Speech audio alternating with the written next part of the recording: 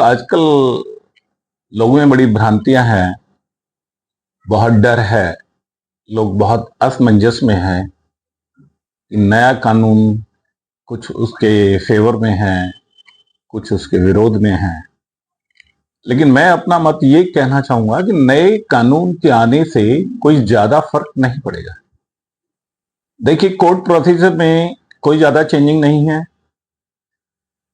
Indian evidence act में जो electronic जो एविडेंस थी पहले भी कुछ हद तक मान्य थी, लेकिन अब इलेक्ट्रॉनिक जो एविडेंस हैं इनको पूरी तरह से मान्यता दे दी है। लेकिन पुलिस प्रक्रिया में जो पुलिस का इन्वेस्टिगेशन का कोई तरीका है उसमें बहुत ज्यादा फर्क पड़ने वाला नहीं है। इसमें जजेस की जो पावर्स हैं उसमें कोई अंतर नहीं है, उसमें कहीं कोई फर्क नहीं आया है। नीचे क्लास 2 मजिस्ट्रेट जो सबसे नई पहली पोस्टिंग होती है उससे लेकर और सुप्रीम कोर्ट के जुरिडिक्शन में किसी भी जुडिशियल ऑफिसर्स की पावर में कोई फर्क नहीं आया है। एविडेंस एक्ट में केवल प्लस हुआ है, लेकिन एविडेंस एक्ट का जो मेन आधार है वो वही तरीका है। जूरिस्प्रूडेंस जैसे हम विधि शास्त्र बोलते हैं, तो विधि शास्त्र में कहीं कोई बदलाव नहीं है। तरीका कानून का जो डेफिनेशंस है वो भी वही है, केवल धाराओं में चेंजिंग हुई है।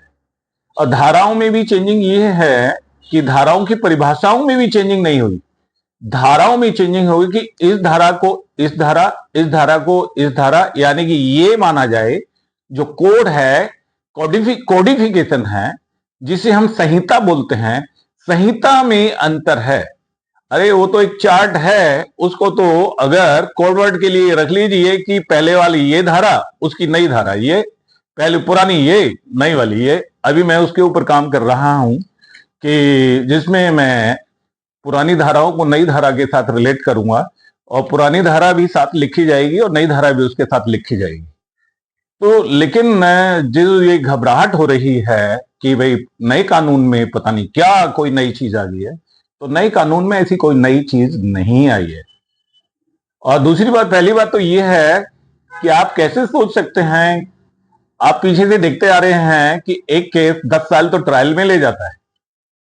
जो अभी 1 जुलाई से पहले 7 दिन से पहले जो मुकदमे हैं वही 10 साल तक चलेंगे, तो वो नए कानून के हिसाब से नहीं चलेंगे, वो तो पुराने कानून के हिसाब से चलेंगे। क्योंकि आपराधिक जो कानून होता है, क्रिमिनल जो लॉ होता है, वो रेट्रोस्पेक्टिव नहीं होता है। रेट्रोस्पेक्टिव मींस ये है कि जिस दिन कोई नया कानून लागू होता है वो पीछे वाले कानून उसका प्रभाव पीछे तक नहीं जाएगा, वो तभी उसको प्रभावित होगा जिस दिन उसको इनेक्टमेंट किया गया है, जिस दिन उसको सूचित किया गया है, नोटिफाई किया गया है, एस्टेब्लिश किया गया है, उसको इनेक्टमेंट में लाया गया है।